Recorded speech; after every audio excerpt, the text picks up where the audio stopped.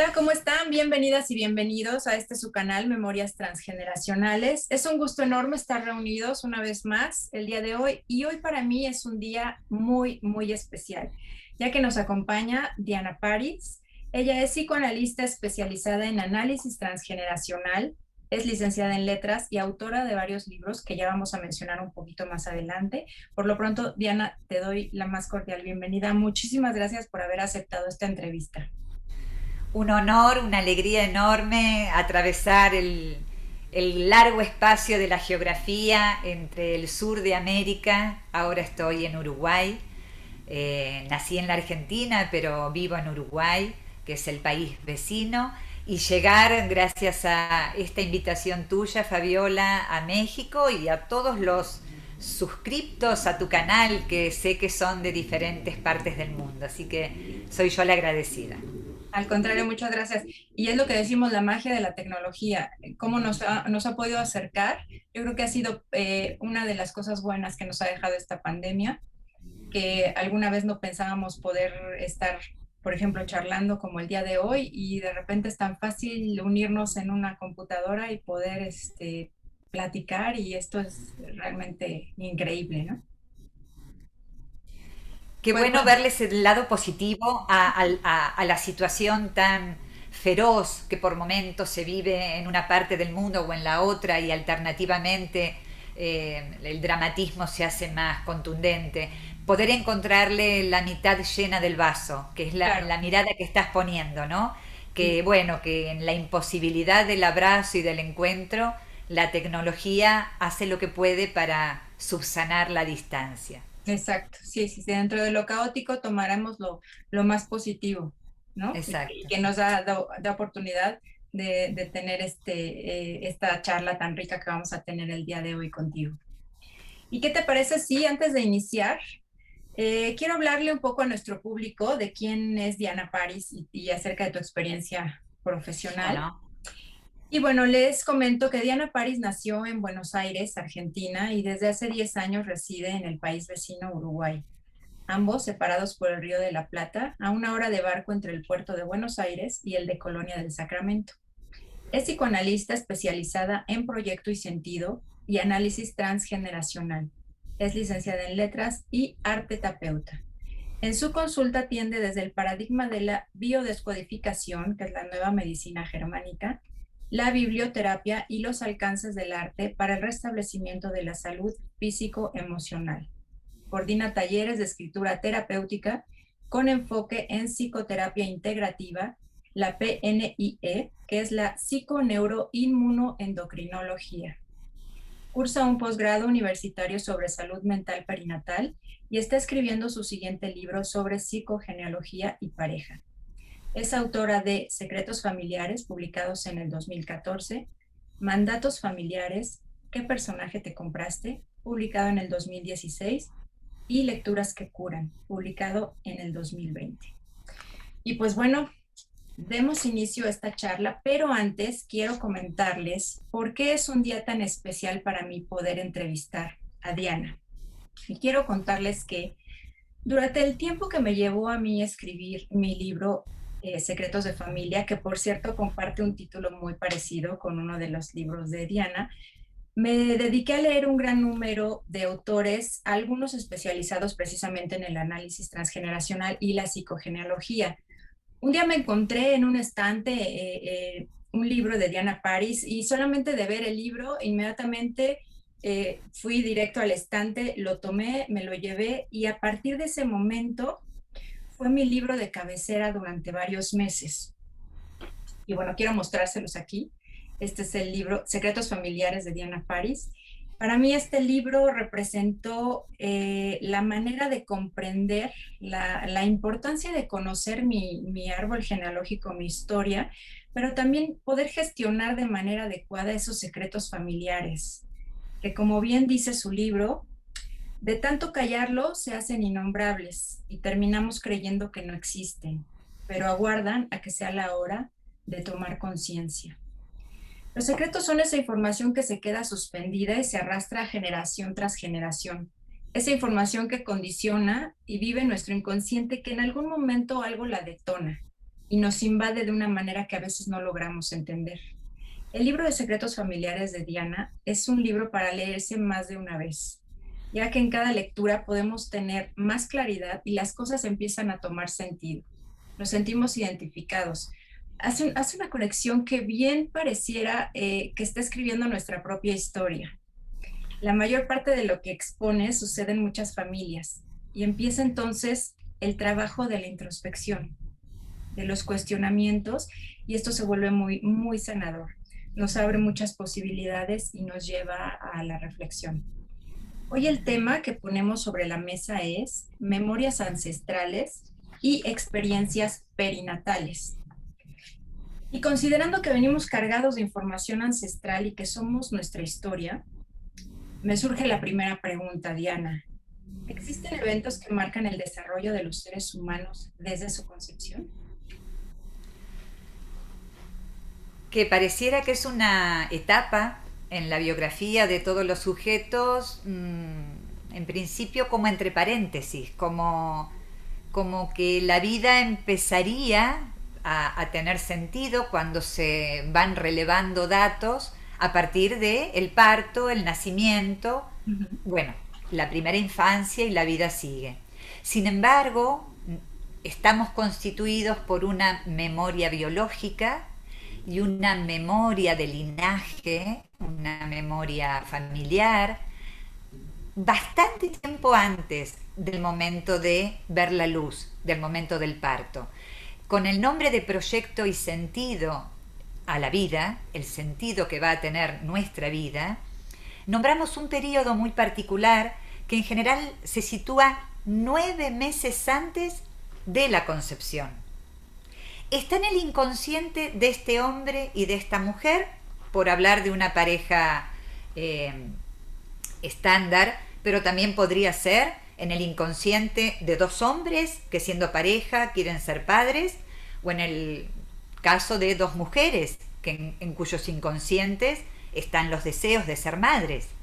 Pero vamos a poner por caso una pareja más estándar. En la actitud deseante, inconsciente de este hombre y de esta mujer, 9 meses antes por lo menos de que se produzca la concepción que va a dar lugar a la gestación de un hijo, ya hay una imagen de hijo, un deseo de hijo, una necesidad de transformar este D a 2 en un D a 3, si está empezando la genealogía. El proyecto y sentido entonces empieza antes de la concepción, toca la concepción, transcurre los 9 meses estándar de gestación, podrían ser menos, el momento del parto, el nacimiento de ese nuevo ser, y por lo menos toda la primera infancia. Ahí los autores no se ponen, los estudiosos no se ponen muy de acuerdo, si es hasta los 6 años, si abarca un poco más. A mí me gusta pensar en una imagen más poética o más literaria, que es la del ambioma, lo que rodea al hijo, lo que el hijo encuentra al nacer en el seno de esta familia que viene a constituir, el ambioma como el útero extendido. Entonces, ese útero metafórico extendido, ¿son los primeros 3-4 años de vida? ¿Es hasta que el niño, la niña ingresa a la escuela primaria y hace el primer gran desprendimiento de la casa? Algunos dicen que es durante toda la primera infancia hasta que se alcanza la pubertad. Pero en definitiva, no solo los eventos que vivimos y recordamos porque nos cuentan o porque tenemos fotos o porque hay relatos familiares nos constituyen como biografía. Hay eventos anteriores, aún anteriores al momento en que se encuentran un óvulo y un espermatozoide y se produce la concepción. Okay. Entonces podremos partir aquí de lo que le ocurre a la madre y al padre en ese periodo de tiempo, de esos 9 meses, hablando entonces de las emociones de ambos, de algún tipo de frustración también que pueda traer cada uno de su propia historia, ¿no? Porque bueno, de ahí parte Claro. también la historia de sus padres, de sus abuelos, ¿no? Pero todos esos problemas, resentimientos, esto podría yo entender, ¿es más marcado en la madre o es igual? ¿Ese bebé recibe la información de ambos por igual o es más la conexión que tiene con la madre? Siempre ha quedado como en un segundo plano el lugar de la figura del padre. Ujú. Me parece que los tiempos están cambiando bastante gracias a que hay una conciencia de reparto igualitario de deberes y derechos y una actitud diferente de las mujeres que habilitan, abren el espacio para incluir al padre, cosa que a lo mejor en la época de nuestras abuelas no pasaba. El bebé, el niño era propiedad de la madre y el padre quedaba como un poco excluido hasta de las tareas de sobrecarga que producía la llegada de un bebé, pero aún en esa sobrecarga no estaba habilitada la entrada. Me parece que los tiempos entre las situaciones que marcan que se ha modificado una psicología familiar permiten mayor ingreso y potestad de la presencia masculina del papá. Pero tu pregunta es otra, Fabiola. Entiendo que te estás refiriendo a cuando se produce la concepción. Es que la impronta, ese sello materno es mucho más poderoso y más profundo del lado del linaje materno que del paterno. Y hay una explicación absolutamente biológica. Al momento de la concepción, el núcleo de información genética que tiene el óvulo se encuentra con el núcleo de información genética que tiene el espermatozoide. Sí. Es decir, al momento de la concepción están los dos linajes en diálogo, aportando cada uno su masa informativa. Pero ¿qué sucede? Una parte del ADN del papá se va a perder porque esa información está en la colita del espermatozoide, que al entrar en el óvulo se corta y cae. Esa información se pierde. Entonces, si lo pusiéramos en términos de porcentaje, hay una mayor carga de información del linaje materno, tanto en un bebé que nace niña como en un bebé que nace varón. Sin embargo, las chicas tenemos mayor todavía, aún mayor conexión con la información del linaje materno porque es por vía matrilineal que se va a hacer presente la memoria ancestral del linaje femenino. Por eso, en mí y en ti están nuestras madres y en nuestras madres sus madres, y nuestro enlace con nuestras abuelas nos ponen en diálogo con las madres de nuestras abuelas. Ese linaje matrilineal puede llegar por lo menos a 7 generaciones con información muy fuerte. Wow.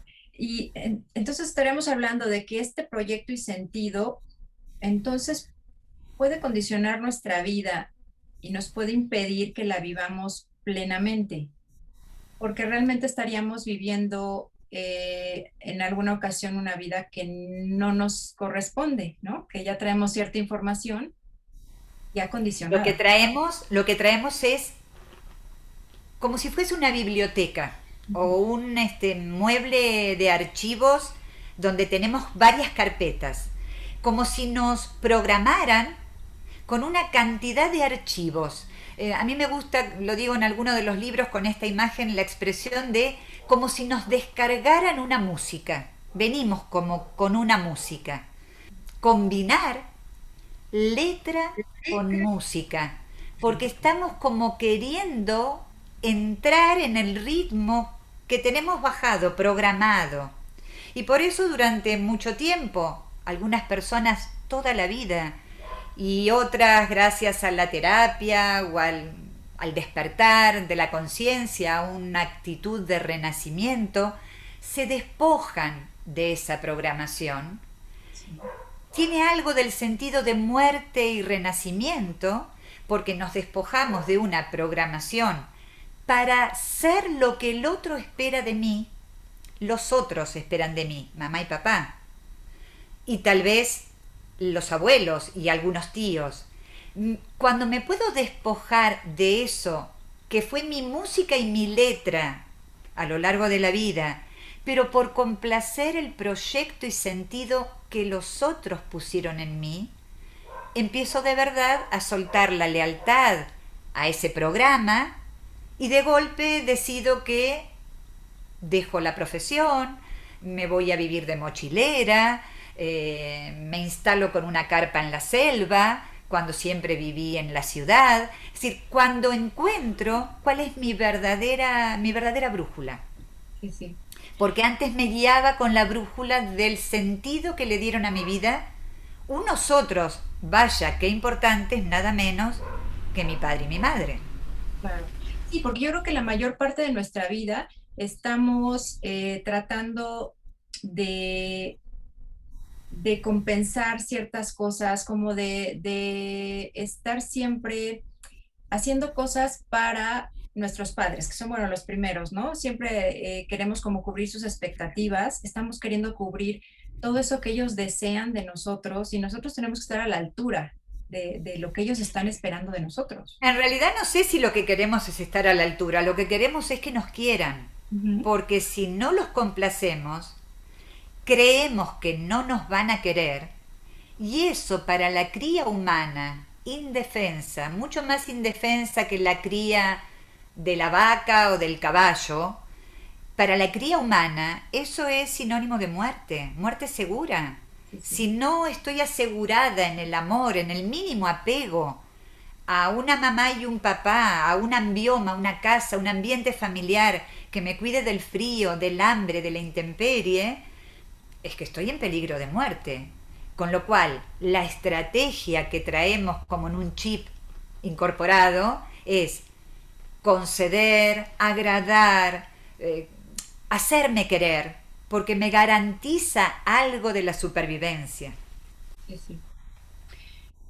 He escuchado muchas veces esta frase, que un hijo es la solución a los problemas de los padres, a los conflictos Mm. de los padres. Cuando el hijo llega, se van a solucionar muchas cosas. ¿Qué hay de esto? ¿Qué papel, qué proyecto y sentido tan pesado y tan difícil cuando unos adultos que no han sabido gestionar, tramitar alguna situación compleja, creen que la solución la trae un hijo. Sí, sí. El proyecto y sentido de ese hijo ya viene eh, como con la etiqueta, como impreso, serás el hijo pegamento que va a fusionar a esta pareja que está a punto de separarse. Claro. Esta crisis de pareja ya tiene mucho tiempo, hay dos salidas, nos separamos o nos embarazamos. Nos embarazamos, pues el hijo cobra ahí un sentido de ser mezcla, pegamento, y su vida tendrá sentido mientras este hombre y esta mujer permanezcan unidos, porque esa fue su función, venir a pegar, Okay. a unir. Pero 2 meses o 2 años después, finalmente la crisis de pareja vuelve a aparecer, Ujú. estos dos se separan y la frustración la carga quien, desde su lectura de mi misión en la vida, es, pues para aquello a lo que venía me salió fatal, porque no lo pude sostener en el tiempo. Sí, sí, Estos dos se terminaron separando. sí. Podría ser eso como podría ser muchas cosas, ¿eh? Este es un ejemplo de lo más común que se ve en la clínica. Una pareja que viene hoy a sesión y habla de un proyecto de divorciarse en los próximos días y 2 meses después vienen a sesión para comunicar con cara de sonrisa, de publicidad de dentífrico, estamos esperando un bebé. Este es de lo más común en la clínica, pero podría ser otra cosa, ¿eh? Estoy trabajando mucho, no tengo tiempo para dar la última materia de mi carrera universitaria, pero si me quedo embarazada tendré tiempo de hacer quietud, reposo, tomaré los libros, me dedicaré a llevar adelante la gestación y terminaré de dar los últimos exámenes. Si la mujer en ese proceso lo consigue, ese niño, esa niña, llega al mundo como quien te trajo el título.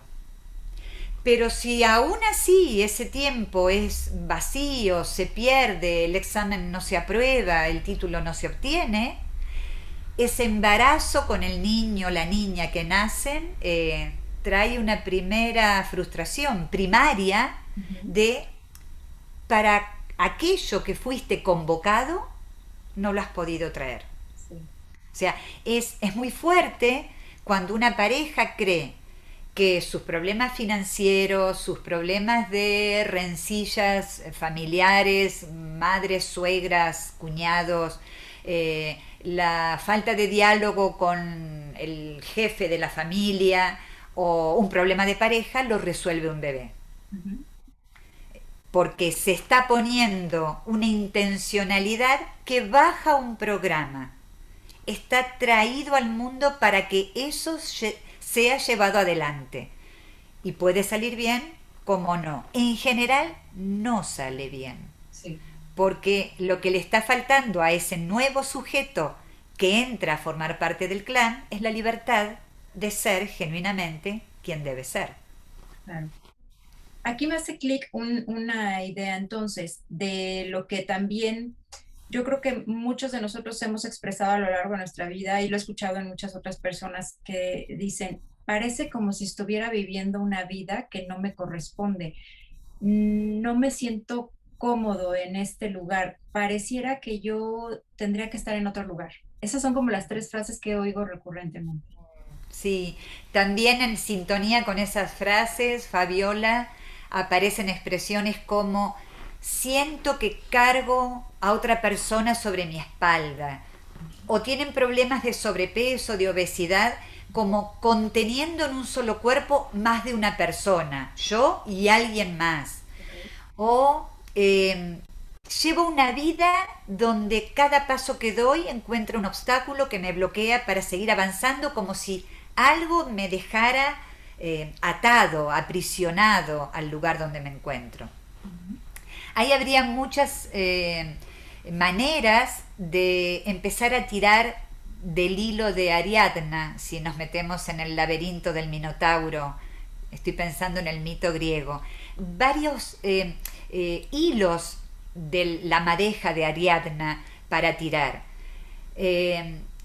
¿En qué circunstancias llega este niño, niña al mundo para que luego tenga fracaso escolar, bullying en la adolescencia, insatisfacción en la pubertad y en la juventud, falta de vocación? ¿En qué circunstancias? Habría que ver, mientras se cursaba el embarazo, ¿hubo una muerte familiar significativa y la madre, mientras esperaba a este hijo, estaba procesando un duelo?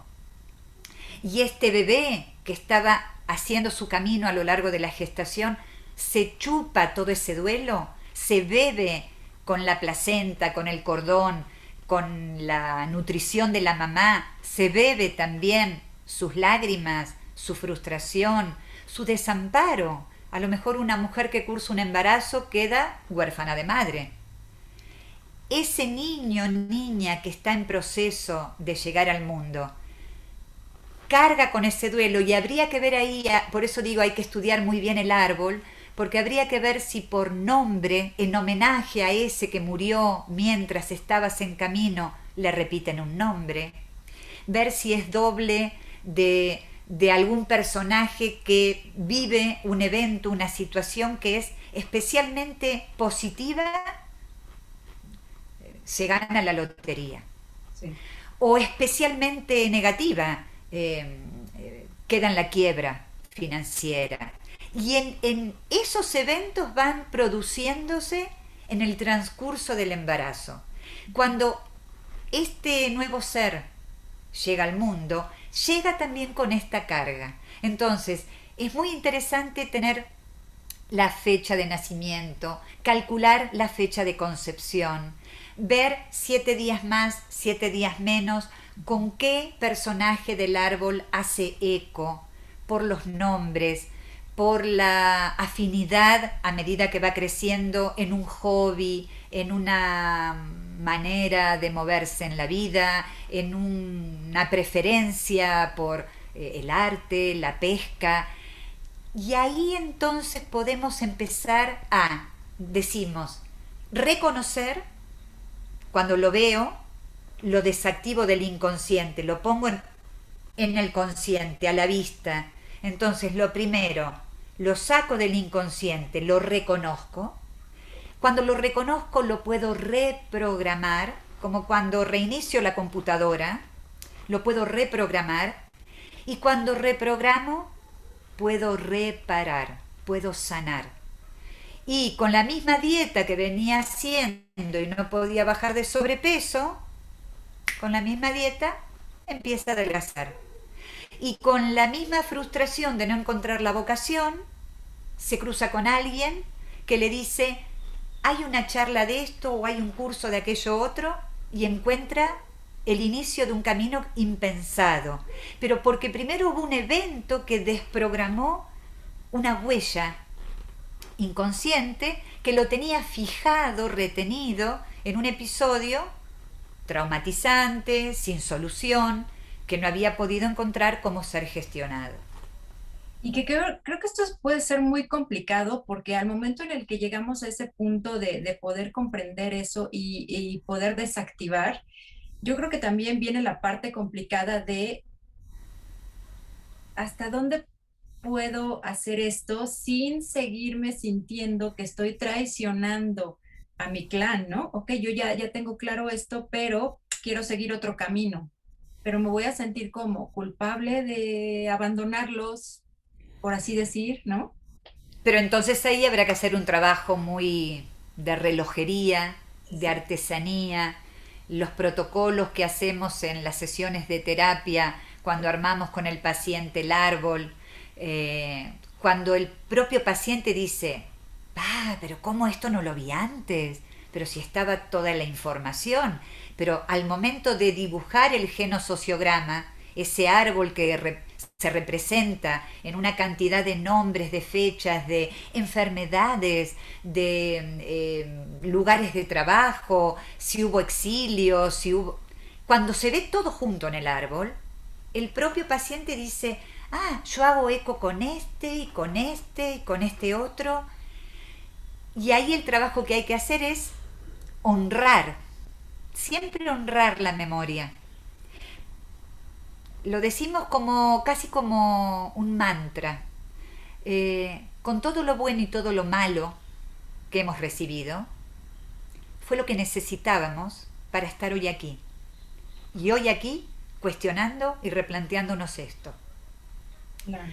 Poder ver eso con gratitud, honrando todo lo que hubo, que puede ser una montaña de horror también, pero honrando esa memoria, porque de ahí emergemos.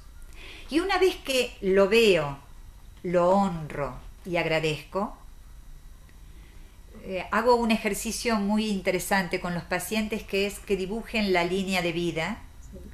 que ubiquen a todos los ancestros detrás, que gire y los mire a todos, los mire, los ubique, vea quién está más cerca de quién, si se toman de la mano, si se dan la espalda, que los honre, que les agradezca y que luego vuelva a girar, y en la línea de vida hacia adelante, que es el futuro, decida que devuelve a sus ancestros lo que no es propio.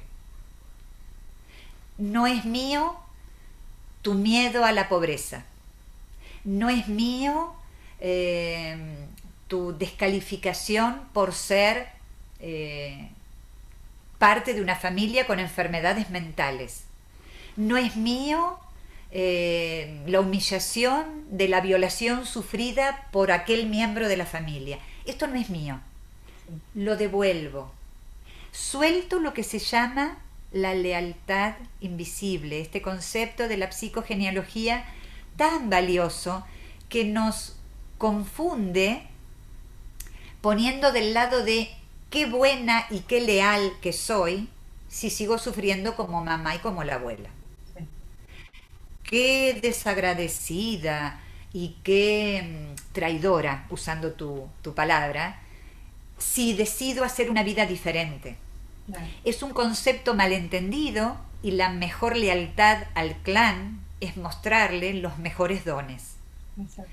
Nunca repitiendo el dolor, cosa muy habitual que lo vemos en sesión prácticamente a diario, generación tras generación, con algún cambio de maquillaje propio del contexto sociopolítico cultural de cada época, atraviesan los mismos síntomas que hablan del mismo conflicto. Abandono, precariedad emocional, intemperie, pobreza, miedo a la carencia. Se repite hasta que alguien en el clan se da vuelta, honra, agradece y mira hacia adelante. Muere y renace. La mejor lealtad es hacer de nuestra propia vida lo mejor que podemos con los dones que recibimos. No perpetuar el dolor de los que me antecedieron. Pero esto es un trabajo que puede llevar, esa palabra que usaste antes, Fabiola, me hace clic.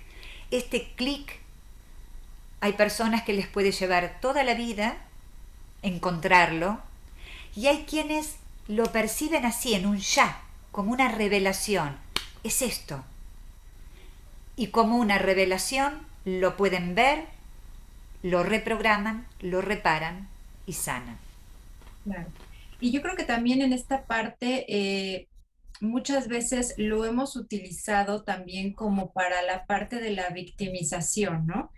Porque podemos conocer todo esto o desconocerlo completamente, pero sabemos que hay una información que traemos que nos está ocasionando cierto eh, incomodidad en nuestra vida, que no nos deja hacer lo que queremos ser, pero siempre tomamos esa parte también como victimización, ¿no? Es que yo no puedo hacer lo que quiero en la vida porque inmediatamente es la culpa, es el juicio, es que mis padres querían que yo fuera, que yo tuviera otra profesión y pues tuve que hacerlo para poder darles gusto, pero yo realmente vivo frustrada porque quería hacer otra cosa. Pero también llega el punto en el que lo manejamos, ¿no? También como a nuestra propia conveniencia de no querer romper ese patrón y de no querer desactivar para poder... Es un argumento, ajá, es un modo de argumentarnos, porque sí, el primer destinatario de ese argumento somos nosotros mismos, sí, sí, es el modo de argumentarnos y argumentarle a los demás la imposibilidad, el deseo insatisfecho, el posponer, lo voy a hacer cuando los hijos crezcan, cuando no tenga que trabajar, cuando me jubile, o sea, todo lo puedo ir posponiendo, cuando en realidad lo que hay es mucho miedo a sí. poder hacer este gesto que mencionaba antes, poner a todos los ancestros detrás, girar en la línea de la vida y poder, la palabra es muy fuerte, pero aparece por ahí en muchos libros teóricos, poder divorciarse de muchos ancestros que nos tienen capturada la voluntad y la decisión, justamente negada la libertad. No es fácil, aparece el juicio, aparece la culpa, y lo que aparece es esto que estoy pudiendo hacer y no pudiendo hacer es lo que hoy necesita mi cuerpo, alma. Sí. Es decir, eh, tengo para mí que hay un secreto en la familia y tengo muchos modos de llegar a la fuente de la información. Pero mi cuerpo, alma, hoy, que tengo 15 años, no puede hacerse de esa fuente de información. Hoy necesito estar como en ese cono de sombra que me da la versión edulcorada de la historia familiar. 5 años después, a los 20 años, algo, una canción, una persona, una película, una lectura, un viaje, me conecta con eso que estaba ciega, sorda, muda, hace 5 años no lo pude tomar. Sí. Y a lo mejor ahí puedo conectar con eso. Pero el trabajo muy fuerte es el de la libertad personal. Yo me habilito, me doy permiso, no espero que me habiliten de afuera. Eso con la inmadurez y con los primeros años, como decíamos antes, que me garantiza el apego, el cuidado, es más difícil hacerlo. Pegar el portazo a los 7 años y decir, au revoir, yo esto no lo quiero para mi vida, no es muy posible. Pero tal vez sí es posible a los 16 o a los 20. La madurez y la epigenética, que es algo interesante que podamos incluir acá este tema. ¿Por qué hijos de una misma familia que conforman un mismo clan se habilitan, se permiten movimientos diferentes de sus hermanos, por ejemplo? Porque por un lado comparten una memoria familiar, biográfica de ese linaje que forman mamá y papá de las dos ramas, pero además está todo el medio ambiente, los amigos con los que me comunico, las prácticas deportivas que elijo hacer o no, las lecturas que caen en mis manos o no, mis hábitos y modos de alimentarme, mi relación más menos conflictiva con las drogas o con el alcohol. Eso me hace diferente de mis hermanos, aunque tenemos la misma raíz biográfica, ADN, la mitocondria compartida en el útero de la madre que viene de la abuela. Pero el medio ambiente nos termina de modelar. Y por eso hay quienes en un clan se habilitan a hacer determinados movimientos traidores a lo que se espera, porque esos son los que se animaron a no autotraicionarse. Claro. Porque esta es la última traición y más dolorosa, la de postergar el propio deseo de la identidad a expensas del deseo que tienen los otros. Fíjate que esto que comentas me ocurría a mí con mis hermanos, por ejemplo, que yo preguntaba una y otra vez, decía, pero ¿por qué teniendo la misma educación, teniendo los mismos valores, nuestra misma formación, por qué somos tan diferentes, ¿no? En este afán de encontrar el por qué unos hacíamos unas cosas y otros simplemente no les interesaban o no le... O las criticaban. Ajá, o la criticaban, ¿no? Yo decía, pero ¿por Peor. qué todos venimos de la misma mamá? ¿Por qué tiene que ser tan diferente, no? Y pues sí, efectivamente, es como comentas, siempre habrá unos que tienen una información completamente distinta, la gestionas también de diferente manera, tienes también, yo creo que las herramientas para enfrentarte de distintas formas, porque, Sí. bueno, sí, también ahí depende mucho la personalidad, el carácter, ¿no? El camino que cada uno hace y algo importante a tener en cuenta, somos hijos de la misma mamá, del mismo papá, pero no son la misma mujer y el mismo hombre. Al momento de concebir a mi hermano 10 años más grande que yo, Claro. luego el otro 7 años más grande, luego yo y luego el más pequeño, ese hombre y esa mujer no han quedado congelados Sí. la primera vez que fueron madre y padre. Su vivencia de la maternidad, o como se usa ahora la expresión mapaternidad, que reúne madre y padre, ¿no? La experiencia de la mapaternidad no es la misma cuando nace uno, el otro, los encuentra en situaciones de pareja diferentes, el vínculo, eso que en la teoría del apego, con toda la información que tenemos gracias a los estudios de Winnicott, en relación con la teoría del apego, que también lo llevamos al vínculo de la pareja y lo llamamos el vínculo piel, esto que mantiene ese apego fundamental en dos que deciden hacer un proyecto de pareja juntos, es dinámico. No es la misma la relación de una pareja cuando está recién casada y espera a su primer hijo y no tiene casa propia, cuando recibe su tercer hijo y ya tienen casa propia, estabilidad económica, pero tal vez ya el amor, el compañerismo y el encuentro entre estos dos no es el mismo que allá. Entonces, cada hijo recibe un escenario diferente. Es la misma obra de teatro con los mismos protagonistas, Sí. pero el escenario no es el mismo en cada oportunidad. Y esto determina también. Y en el caso de que sea uno de los hijos el que está siendo ya consciente de esta información y empieza a hacer el trabajo para poder desactivar, esto hace eco en los demás integrantes de la familia, puede ayudarles aun cuando no estén ellos involucrados totalmente.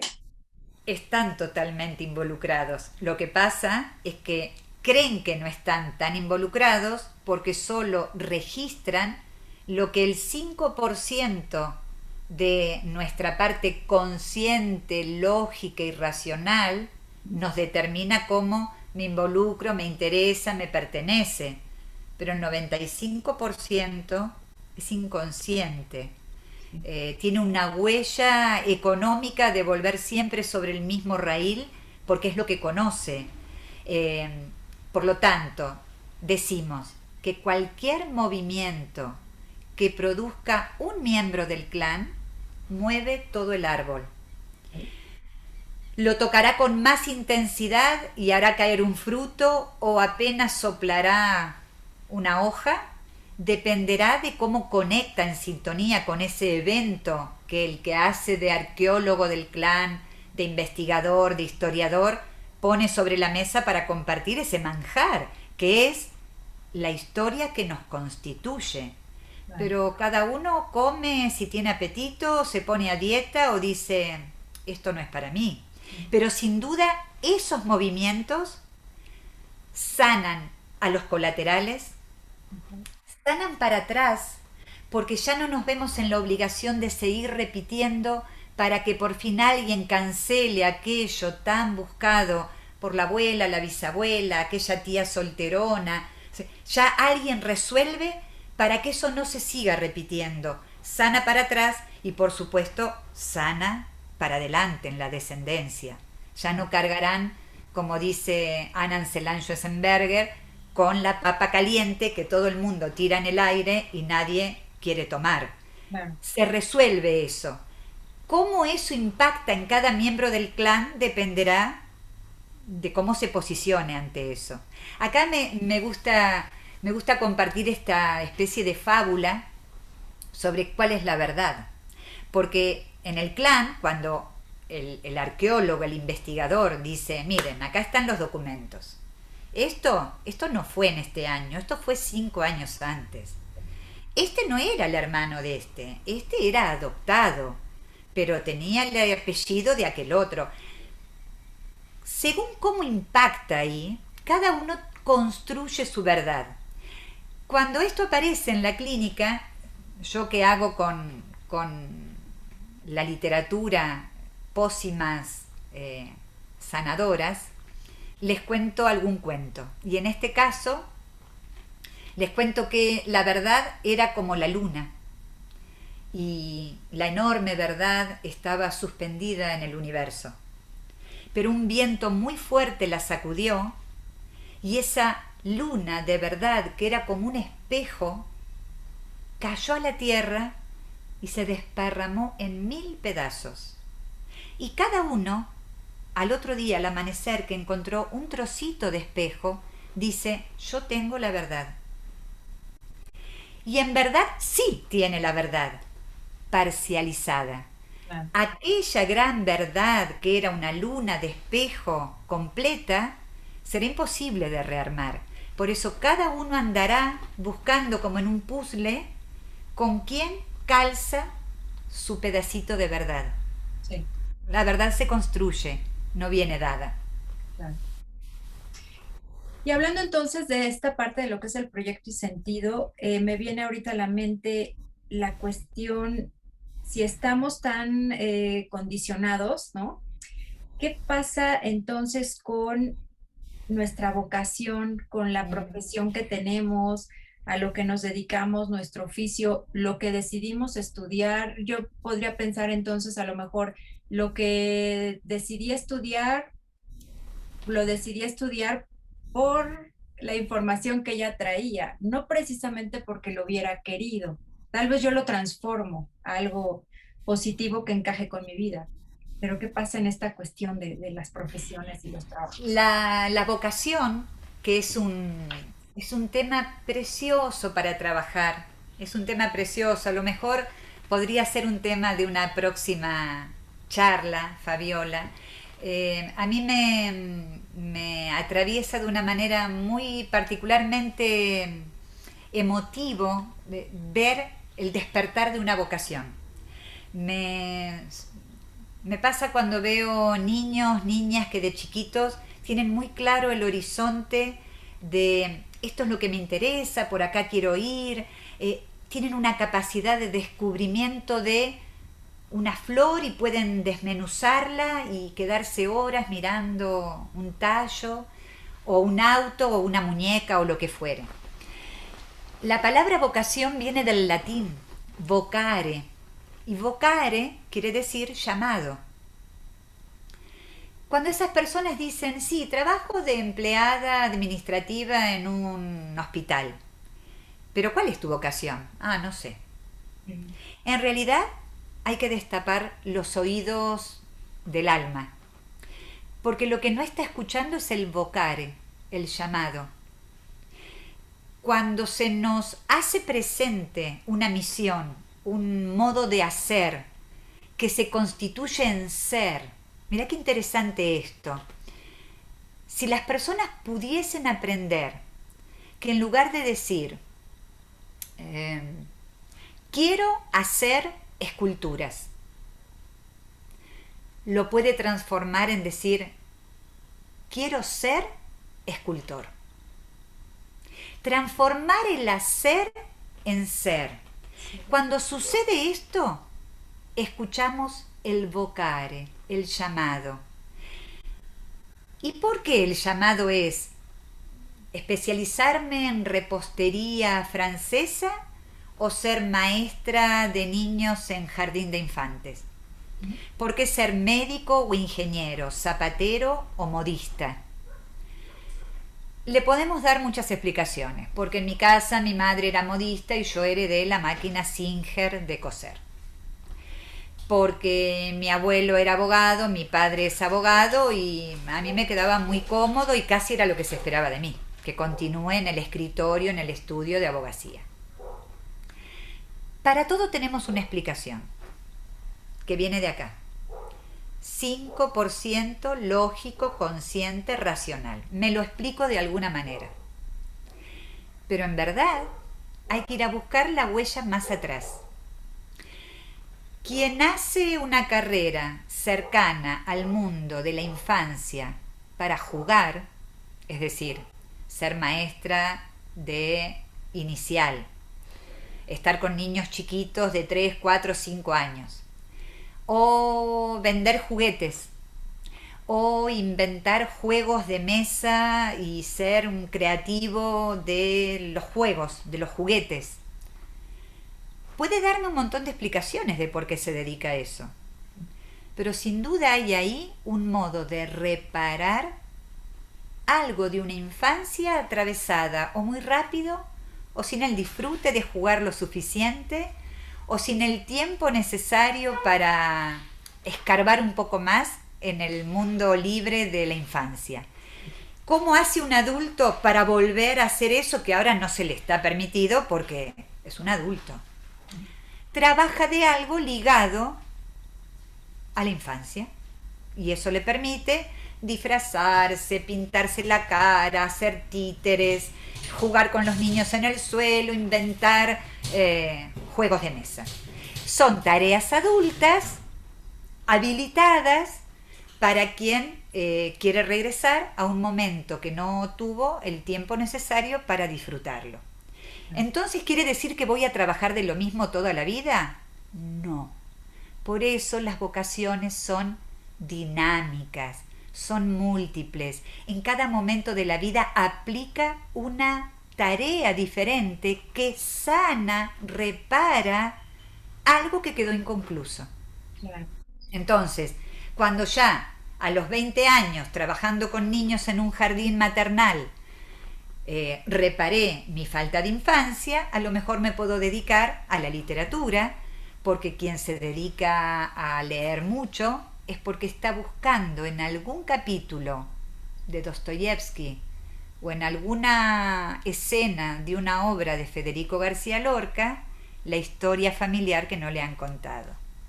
Quien lee mucho en realidad está buscando ese fragmento de historia personal, biográfica que le falta, porque en algún lado tiene que estar.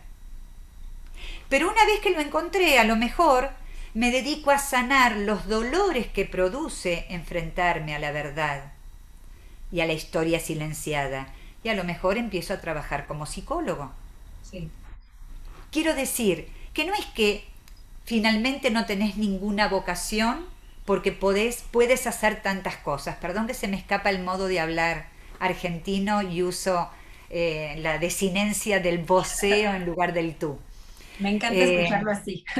pero se entiende igual. Es que en cada momento vital necesitamos ser haciendo algo diferente pero propio para ese momento. Perpetuarse en una tarea es eliminar infinitos caminos para seguir desarrollándose. Claro. No sé, yo recuerdo la gente de otra generación, muy anterior a nosotras. Empezaban de cadete en una empresa, el hombre, por ejemplo, empezaba de cadete llevando y trayendo paquetes, luego era un empleado con más rango, finalmente era gerente, pero nunca se movía de ahí y luego se atornillaba a su sillón de gerente hasta el momento de la jubilación. Nunca pudo escuchar que había otro llamado. ¿Y si largo todo y me voy a pintar un paisaje en la Provence, ese paisaje que tengo en mi cabeza y que reverbera en mis sueños y yo sé que es en el sur de Francia? ¿Y si me animo a hacer eso? Pero no, estoy en mi sillón de gerente. Eso es taparse los oídos al llamado propio de cada etapa vital de la vida, de cada etapa vital en el desarrollo de una vida. Claro. Sí, fíjate, ahorita al momento de estarte escuchando, eh, hasta físicamente a mí me crea una sensación al momento de escuchar cómo tenemos esas posibilidades al momento de que empezamos a trabajar esto y nos damos cuenta que podemos cambiar, ¿no? Porque no necesitamos seguir un mismo camino toda la vida en el que no nos sintamos a gusto. Tenemos esas posibilidades de cambiar, pero muchas veces estamos frenados por el miedo, por el juicio, por es que volver a empezar, ¿no? Es como algo que decimos siempre, es que imagínate volver a empezar. Todos los días se puede volver a empezar. Estamos empezando todos los días de que nos levantamos, ¿no? Pero es como romper con ese miedo y permitirnos ser lo que realmente somos, lo que traemos dentro, lo que sabemos que es lo que Lo queremos. que aplica para este presente, porque si no estamos desfasados entre el propio presente y el modo en el cual decidimos viajar. Es como estar en presente viajando en triciclo, en monopatín o en una locomotora a vapor del 1800. Claro. Es decir, hay un desfasaje entre mi presente y lo que ya no aplica, pero lo calzo forzosamente porque me da, comillas, seguridad, confianza en los ingresos, porque cómo de nuevo arrancar de cero. Y en esas argumentaciones se nos escapan infinidad de deseos productivos que se quedan en el camino. Sí, sí, claro. Quisiera regresar un poquito hacia atrás, porque ahorita escuchándote también me vienen muchas cosas a la mente, bueno, tengo infinidad de preguntas, pero vámonos un poquito hacia atrás. Antes, antes del embarazo, por ejemplo, ahorita me puse a pensar, ¿qué pasa entonces, por ejemplo, en un caso en el que una mujer no puede embarazarse? ¿No? Que ahorita estamos hablando, bueno, ya del proceso de la concepción y ya del nacimiento y de lo que viene después. Pero, por ejemplo, ¿qué pasa cuando una mujer no se puede embarazar o cuando tenemos un problema de estos como los embarazos ectópicos, todo ese tipo de... Incluso hay una pregunta muy específica, ¿qué pasa también con los abortos? Que bueno, ese sería después. Pero regresando Sí, a... interesante, aunque las dos preguntas tienen su propia especificidad de respuesta, o alguna, eh, tienen algo en común, que es, aquí no hay lugar, lugar en el sentido más amplio de la expresión, aquí no hay lugar para un hijo. Ok, Pero el asunto es, ¿por qué? ujú, Ahí hay que investigar, bueno, primero partir de lo más cercano, que es esta pareja gestante. ¿Ambos quieren ser madre y padre? ¿Ambos? ¿O hay una disimetría? Ella quiere ser madre, él dice que no está preparado para ser padre. O sea, hay un embarazo que no llega, que no se produce, hay una frustración en la pareja o en uno de los dos, que mes a mes dicen, bueno, hay que seguir probando porque este mes no pudimos quedarnos embarazados. sí. Pero sí, y acá también hay una cosa que tiene que ver con los tiempos más actuales. Antes estos problemas eran dirigidos a la imposibilidad de la mujer. El hombre casi como que se descartaba que tuviese que hacer algún tipo de estudio médico para ver si había alguna disfunción que impedía la concepción. Ujú, Pero en ambos casos, un varón que tiene espermas en poca cantidad o con la colita del esperma más corta, lo cual hace que su movimiento sea más lento, que tiene algún tipo de disfunción, el varón, y algún tipo de disfunción la mujer. Pongamos por caso, dijiste problemas en los ovarios o endometriosis, el tejido ujú. grueso en la pared interna del útero, lo que la medicina diagnostique. El cuerpo siempre expresa biológicamente lo que el sujeto necesita. Entonces, si el cuerpo expresa lo que necesito endometriosis, necesito tener ovarios poliquísticos. Eh, si la respuesta es que el cuerpo me está dando ese diagnóstico, hay que ir a buscar atrás en el árbol. ¿Qué pasó con alguna mujer a punto de parir en el linaje? ¿Fue maltratada? ¿Fue expulsada del hogar? ¿Fue denigrada por deshonrar el linaje, por embarazarse de un hombre desconocido para los demás? Eh, ¿Hubo niños muertos al nacer? ¿Hubo sufrimiento porque el niño nace, la niña nace y muere a los 2 días o a los 2 meses? ¿Hay en la memoria ancestral un dolor provocado porque esa mujer, si no se hubiese embarazado y no hubiese tenido este embarazo y este parto y este hijo, todo el clan no hubiese vivido este drama? Cuando se va para atrás en el árbol y se encuentra el episodio, esto desactiva una autoprotección en ella, en él, en ambos, que hace posible que ese diagnóstico médico, endometriosis, lo voy a decir con cierta liviandad, desaparezca, se autocura, la lesión desaparece, la producción de esperma es abundante y ágil. ¿Qué pasó en el medio? Lo que pasó en el medio es atrás se vio el drama y se trabaja en terapia la posibilidad de aceptar que eso no me pertenece, no aplica para mí, eso pertenece a la memoria de mi clan. El cuerpo siempre me va a dar lo que necesito mientras estoy ciega, sorda y muda de información. Pero cuando desactivo esto, abro los ojos, abro las orejas, puedo expresarme. Y el cuerpo reacciona en la medida que esta nueva información da la posibilidad de un cambio, de una transformación.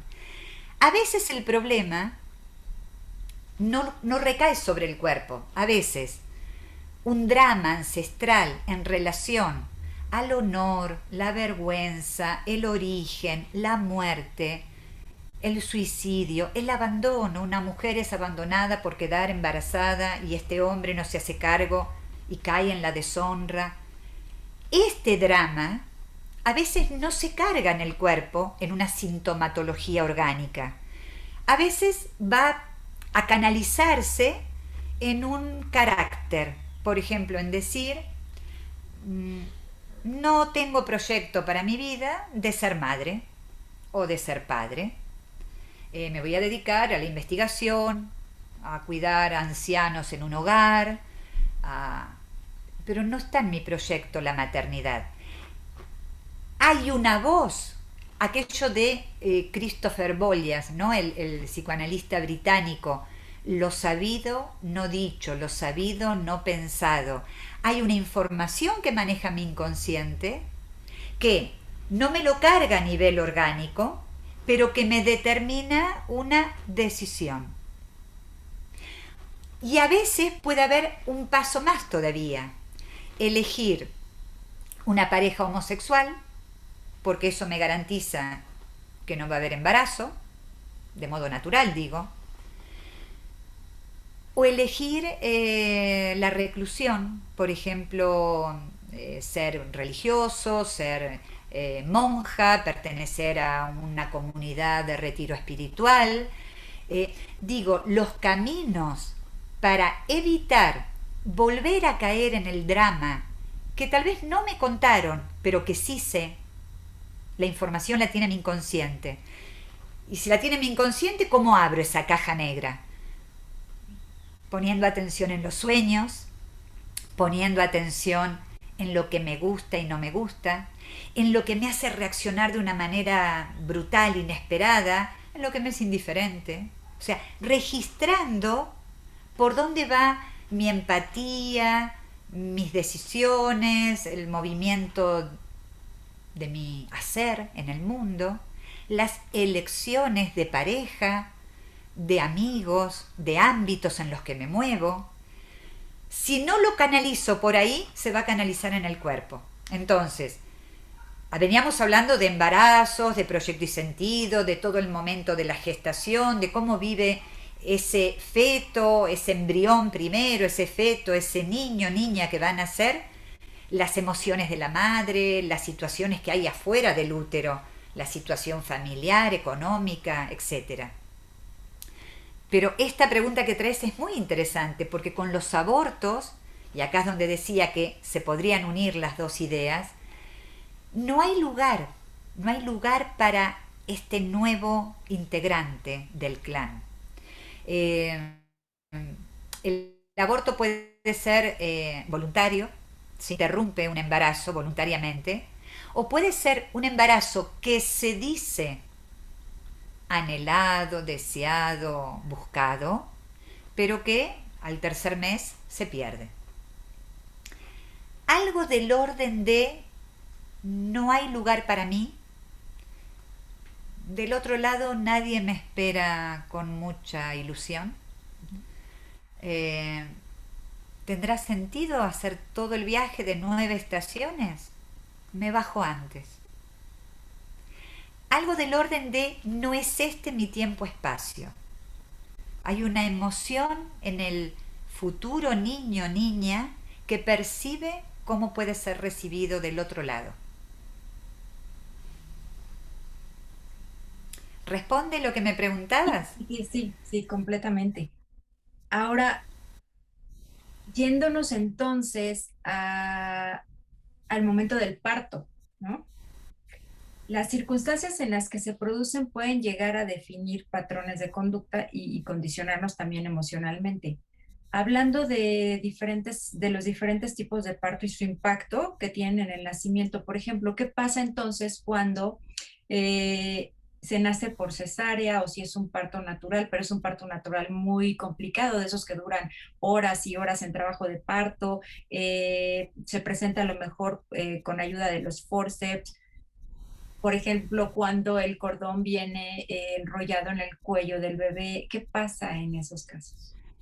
Sí, o cuando se nace de nalga o cuando no logra girar lo necesario el bebé para meterse en el canal vaginal y hacer el tramo final del viaje.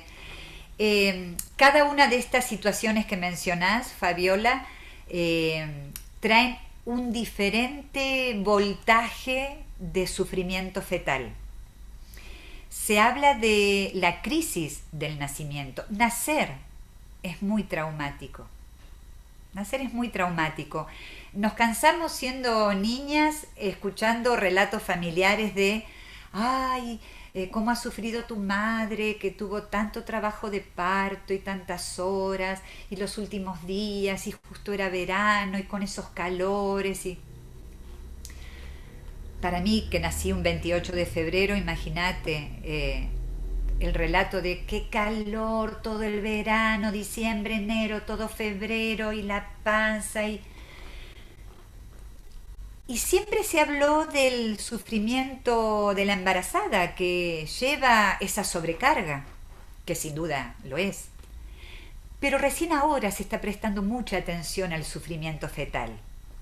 El sufrimiento fetal es tan profundo en la marca, en la huella que deja, que muchas situaciones en la vida que nos signifique dar un paso, salir de la casa materna, paterna, irme a vivir solo, salir del ambiente familiar para casarme, dar la última materia de una carrera universitaria, definir ese paso que me cambia de un umbral al otro, nos hace revivir cómo experimentamos aquel primer paso que nos hizo salir del lugar sereno, confortable, más menos, dependiendo de lo que había afuera.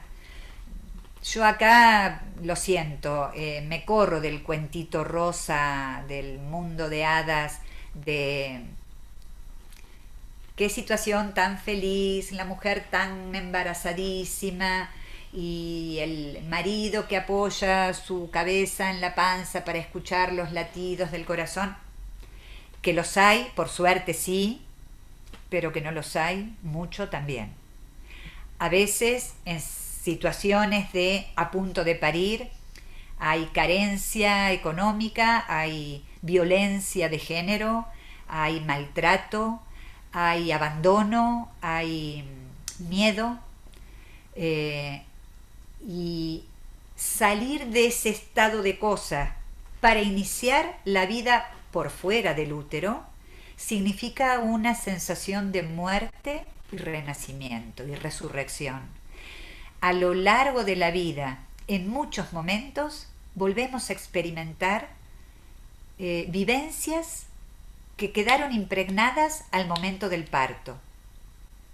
Hay mujeres que dicen, fue un ya. Rompí bolsa, llegué a la clínica, casi no dio tiempo y el bebé nació en la entrada del hospital. O horas larguísimas de trabajo de parto. Una y otra situación determinarán modos de reaccionar ante lo veloz o ante lo demorado.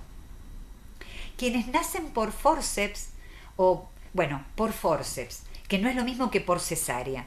¿Por qué? No es lo mismo, digo, en la significación.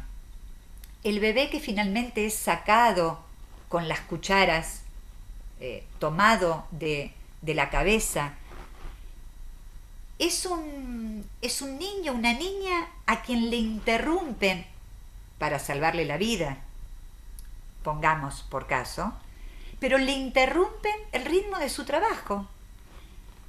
Estoy haciendo mi trabajo. A ver, me estoy acomodando, me estoy encajando, estoy tratando de no ahogarme porque en cada contracción uterina el bebé pierde oxígeno, pierde alimento, una nube negra lo deja en situación de pánico, pero estoy haciendo mi trabajo. Claro, la impaciencia afuera, el obstetra, la partera, la enfermera, la madre, el padre, hagan algo.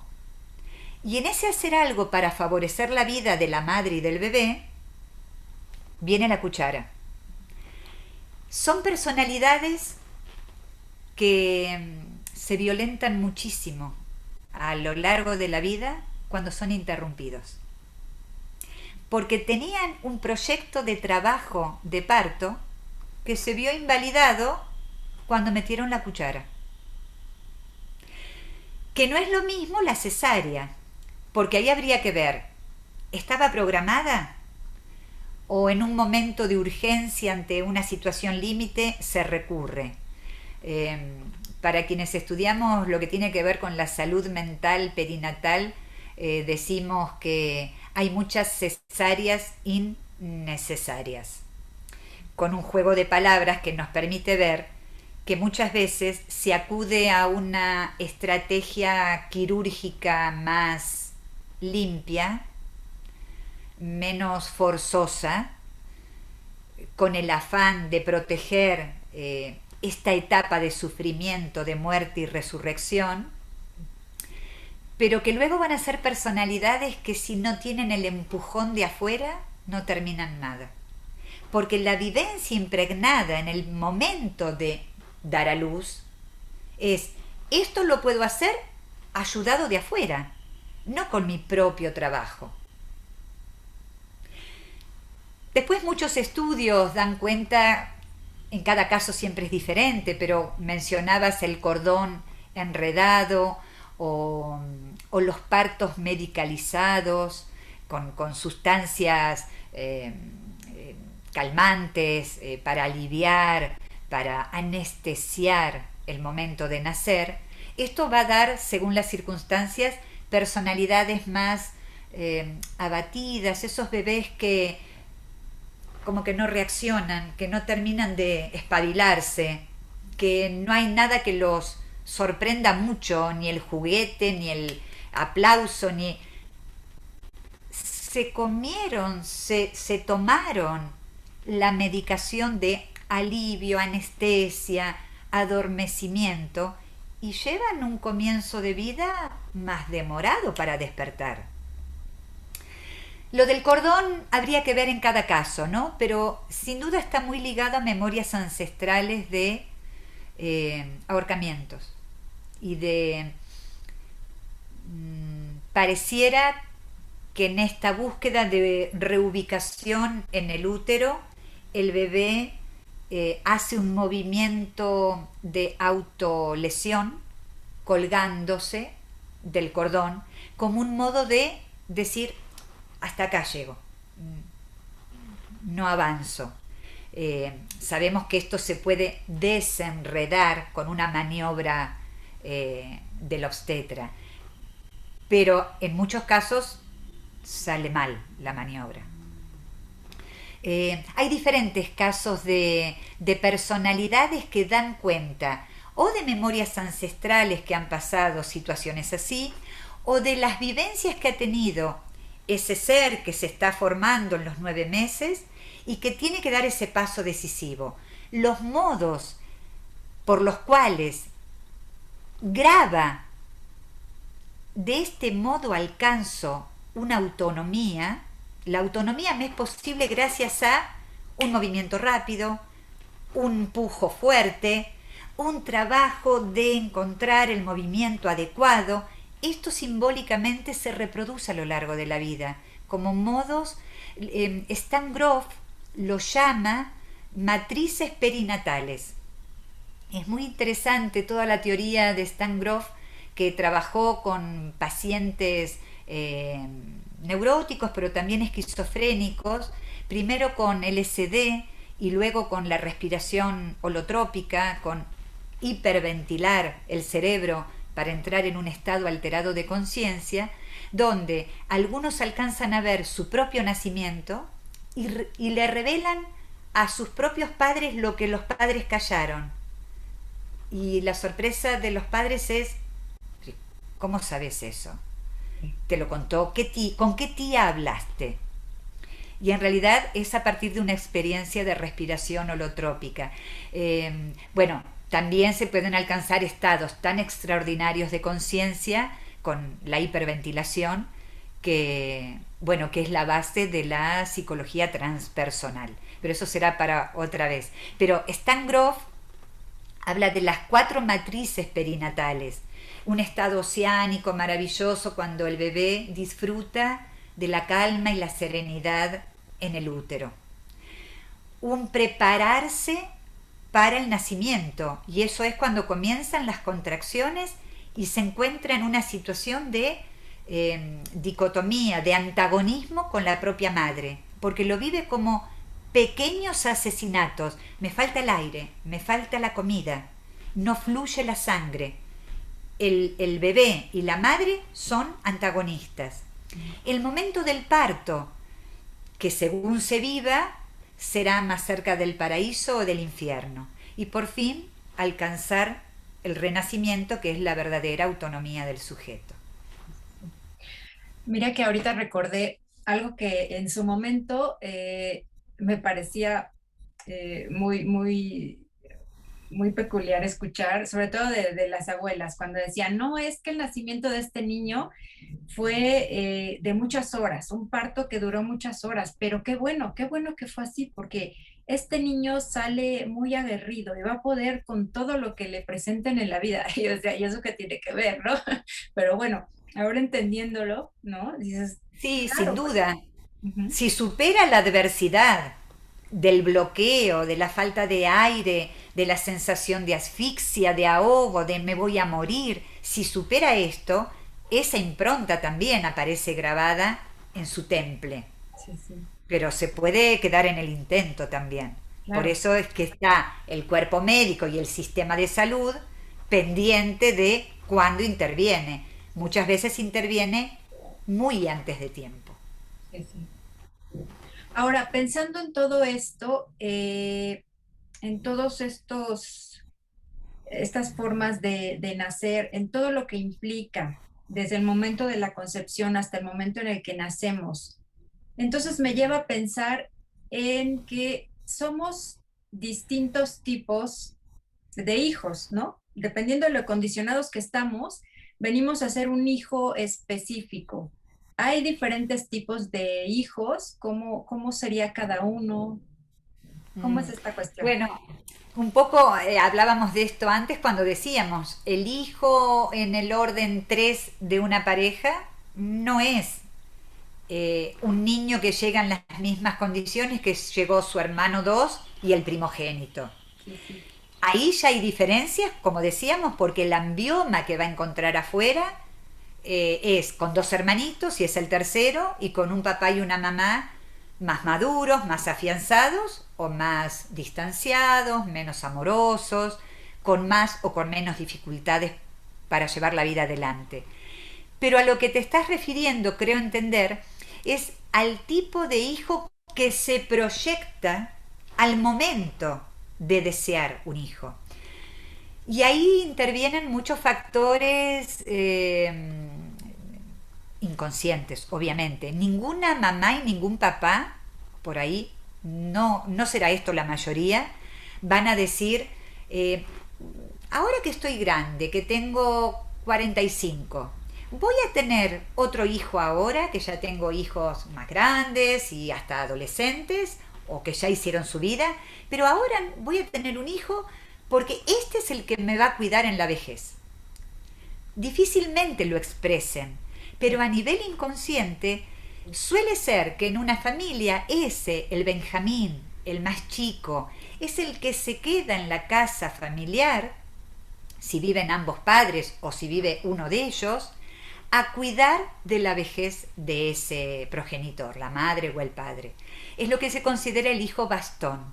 Es un hijo que fue soñado, pensado, proyectado inconscientemente para que cuide de mi tiempo de senectud.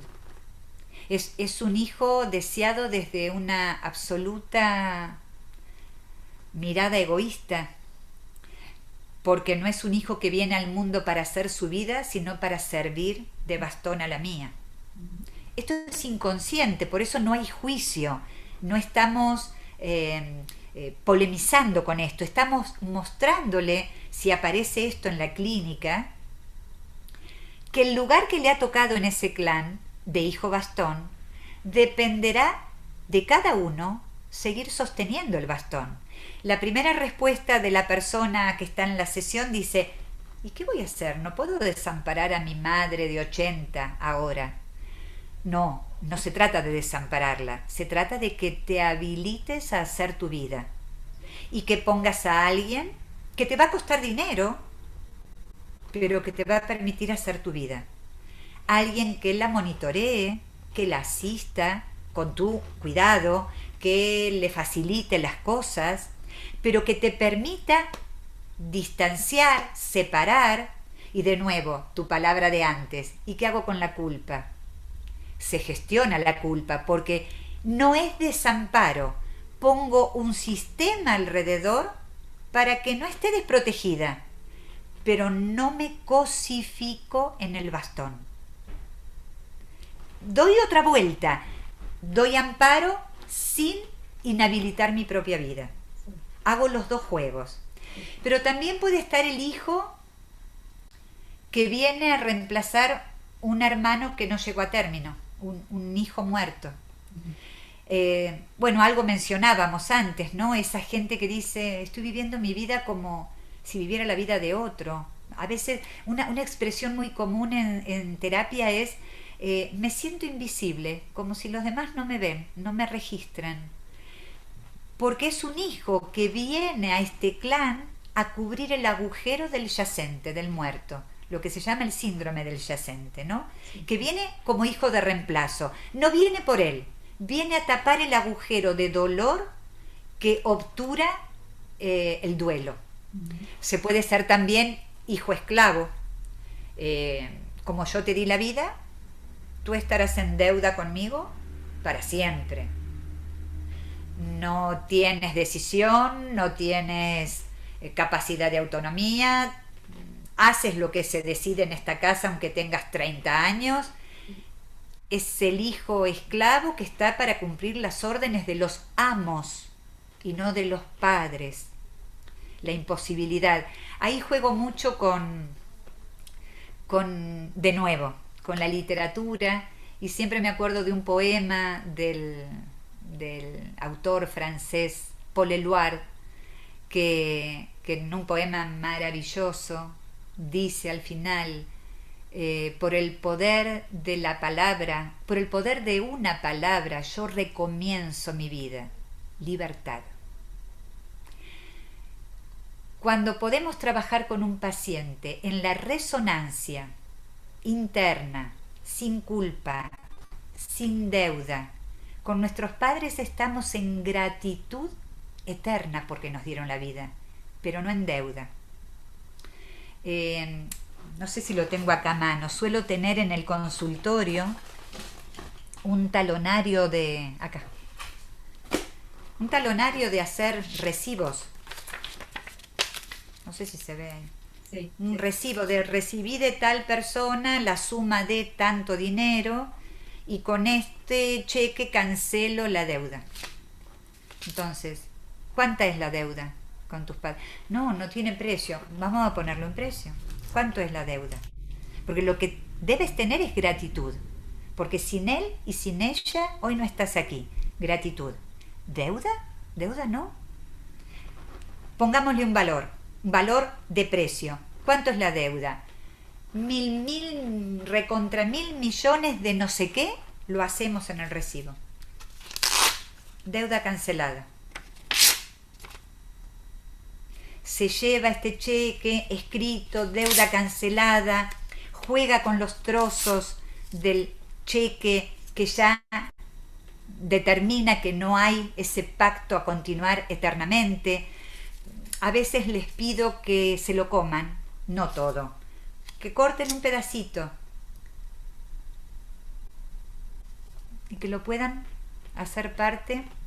Ahora no lo voy a tragar porque si no me ahogo.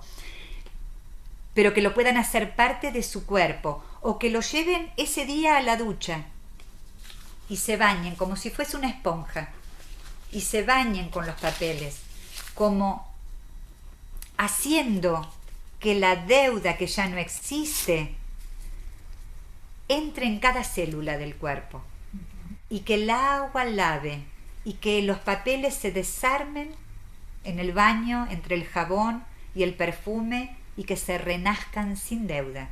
Es decir, estos juegos simbólicos son fundamentales en una sesión, porque acá nos entendemos con la palabra, 5% de la cabeza, pero el inconsciente solo entiende el lenguaje simbólico, poético, metafórico. Con la palabra solo explicado, 50% de efectividad, porque llega a una zona que no alcanza el nivel simbólico metafórico. Y estos juegos con objetos, con fotos, con cheques, terminan de conseguir que resuene internamente el poema de Paul Eluard. Por el poder de una palabra, yo recomienzo mi vida. Libertad.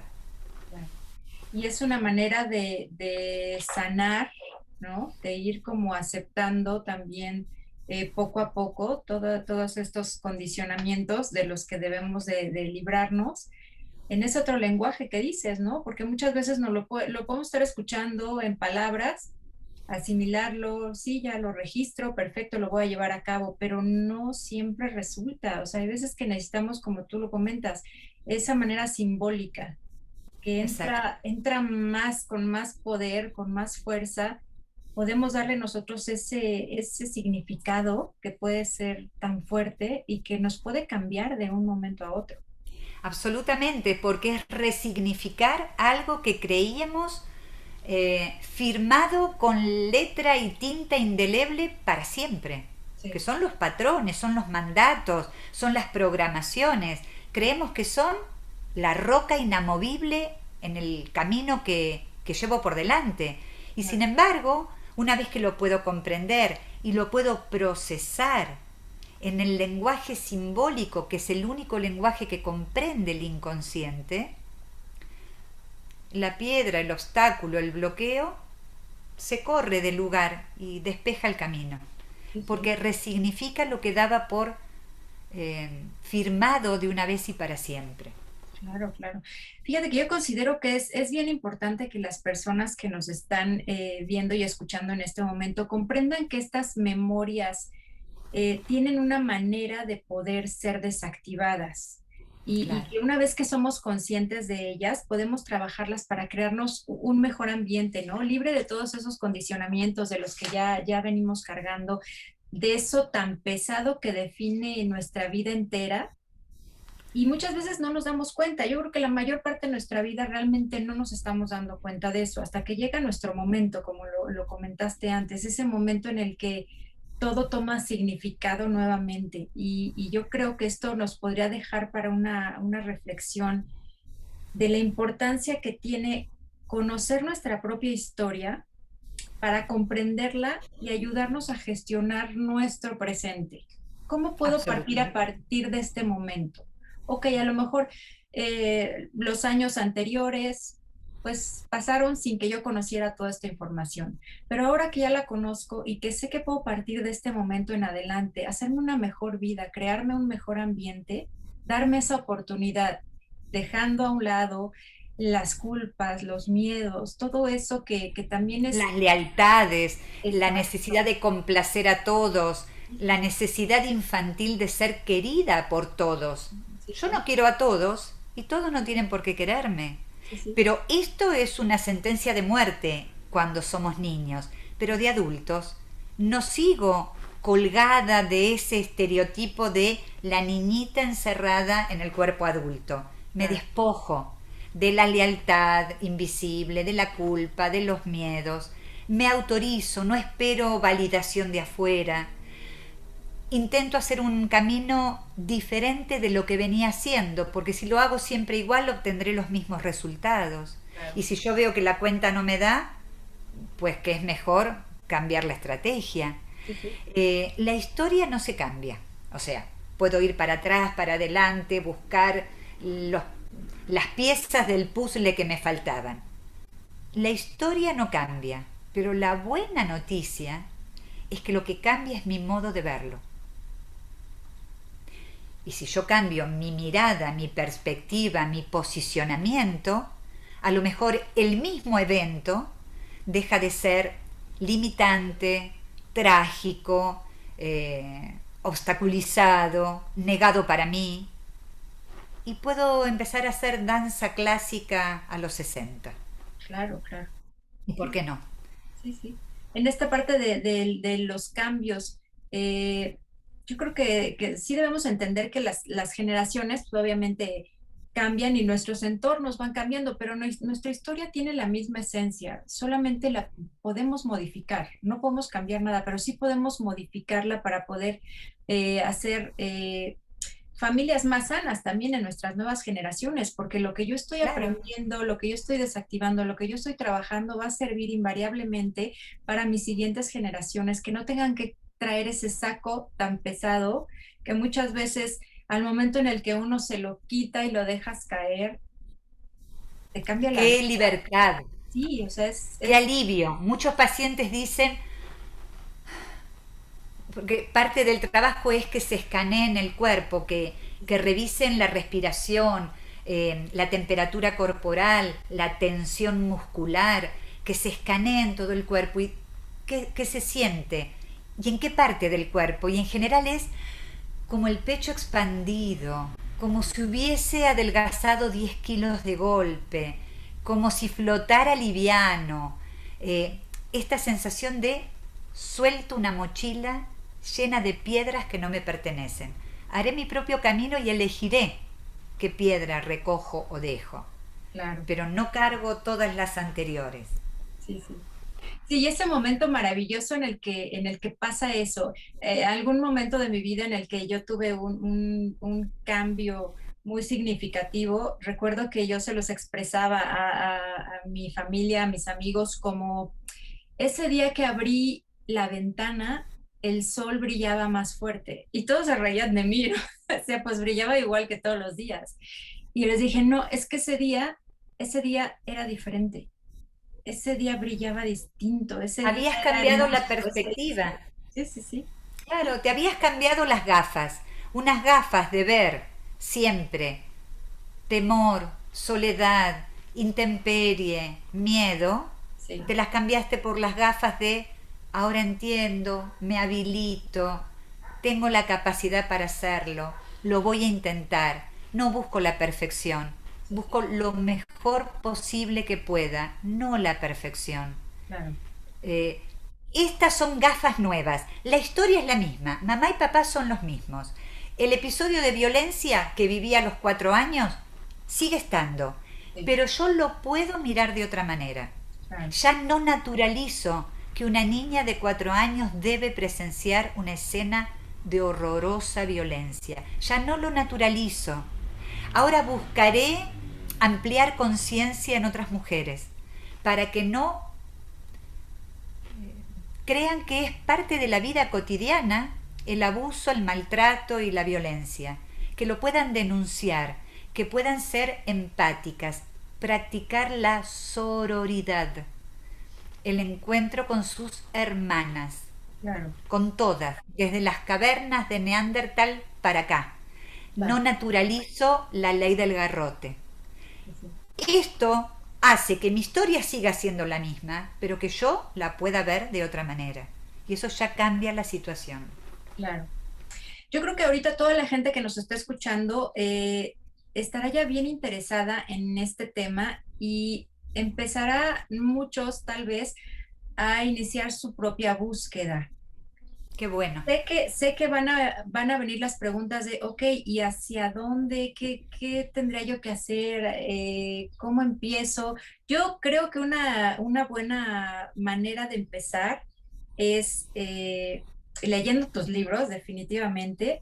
Independientemente de tus libros, de los que quiero ahorita que nos platiques, ¿qué les recomendarías? ¿Por dónde irse adentrando en este tema? ¿Hacia dónde empezar como a abrir esta posibilidad? Pues para irlo comprendiendo poco a poco, porque para muchas personas esto va a ser pues su primera impresión y puede interesarles mucho, pero no saben hacia dónde caminar, ¿no? Tal vez el primer paso, como siempre cuando alguien pide una consulta, es registrar un malestar, registrar por qué hay una demanda de ayuda, registrar un bloqueo, un dolor físico, orgánico o emocional, hacerse cargo de que esto está pasando. Vivo ansioso, estoy deprimida, no veo el horizonte, nada me entusiasma, siempre fracaso en mis parejas, todas mis amigas me traicionan, o sea, detectar eso que es la piedra recurrente que se me mete en el zapato. Sí. Cuando lo registran, podrían empezar a hacer un trabajo desde hoy, partir de hoy, y empezar a trabajar hacia atrás. Y en algún momento decir, ¿cuándo sentí esto por primera vez? Porque ahí lo que vamos a hacer es invitarlos a que traten de llegar al evento programante. Pero claro, resulta que ahora tengo 60 años. Está muy lejos el evento programante. Pero no es la primera vez que me siento desilusionada, pongamos por ejemplo. ¿Cuándo antes? Y antes, cuando esperaba un ascenso en la empresa y no me lo dieron a mí. ¿Cómo te sentiste con la misma desilusión de hoy? Y antes cuando iban a elegir 3 candidatos a una beca en la universidad y yo salí cuarta. Sí. Tampoco me tocó a mí. Bien, la misma desilusión. ¿Y un poco antes? Y un poco antes cuando a los 15 salí con esta amiga porque me gustaba su hermano, pero su hermano no me miraba. Y llegar bien atrás. ¿Cuándo registro la primera emoción en el cuerpo que registro con esta tonalidad de desilusión, de yo no valgo, lo mío no califica? Poder encontrar el hilo que me conecta con aquel programante. Sí. Y ese es un muy buen punto de partida para empezar a trabajar. Si no lo encontrara en mi propia biografía, el mejor recurso es dibujar el genosociograma, es decir, el árbol dibujado con información, Sí, donde sí. voy a partir de mí, mis padres, la madre y el padre de mi madre, mis abuelos maternos, la madre y el padre de mi padre, mis abuelos paternos, y así sigo. Y empezar a ver quién de todos estos que tal vez no conocí, la mayoría de los que voy a poner en el árbol, sé, percibo, me contaron, investigué, me resuena, no sé por qué, pero vivieron la misma desilusión. Y a lo mejor resulta que encuentro que soy doble de ese o de esa, tía o abuela o bisabuela. Y ahí hay otro hilo para desanudar. Ok, ok.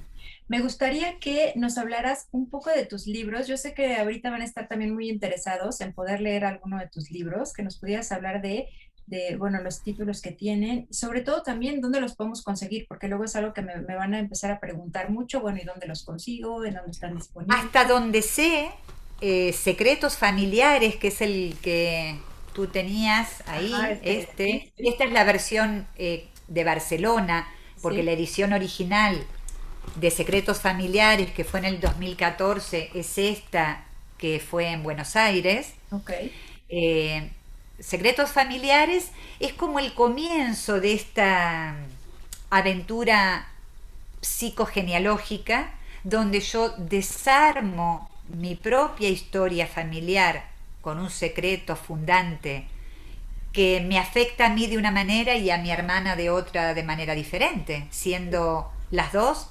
hermanas de los mismos padres y con el mismo clan, Claro. que nos afecta de manera diferente y que nos interesa bucear en esta investigación familiar de manera diferente también. Eh, bueno, este es un libro donde están, como por decirlo de una manera sencilla, las claves teóricas de lo que es el estudio del transgeneracional. La gran maestra de esto es Anna Schönzenberger. El libro fundante de toda esta línea de estudios es Ay, mis ancestros, también traducido como Ay, mis abuelos. Pero bueno, la obra de Anna Schönzenberger es como la obra capital para empezar a estudiar psicogenealogía. Luego, en el 2016, el otro libro es Mandatos familiares, donde tiene un subtítulo un poco provocador que es ¿qué personaje te compraste? ¿Te compraste que sos siempre la pobre Cenicienta victimizada, que tus hermanas malvadas y feas te hacen la vida imposible y andás por la vida de Cenicienta esperando que venga el príncipe? Sí. ¿O salís a hacer tu vida? ¿Qué personaje te compraste? ¿Sos Robin Hood? ¿Andás por ahí saqueando a los que tienen para darle a los que no tienen y te crees el justiciero de la familia o de la sociedad? ¿Sos Batman? ¿Te tocó ser el hijo salvador? ¿Sos el héroe? ¿Con qué personaje te identificaste y a qué edad te tocó jugar a ser Caperucita o a ser Alicia en el País de las Maravillas? Todo este libro está en torno a la comida, porque el alimento lo tomo como metáfora simbólica de somos lo que comemos. Y en cada etapa vital hay unos sabores más ligados al dulce y a la leche y al pan en la infancia, más ligado a los sabores de la carne en la juventud y más ligados a esas sopas de caldero que se revuelven en fogatas humeantes donde la sabiduría de las más ancianas ponen a cocer diferentes vegetales que pueden nutrir a muchos. Y entonces en cada etapa de la vida hay un cuento de la literatura clásica, ahí me apoyo mucho. Yo diría que si Secretos Familiares es muy freudiano, está regido por la lectura de Sigmund Freud y de Anna Schönzenberger. Mandatos está más regido por el inconsciente colectivo y por todo lo que nos enseñó Jung.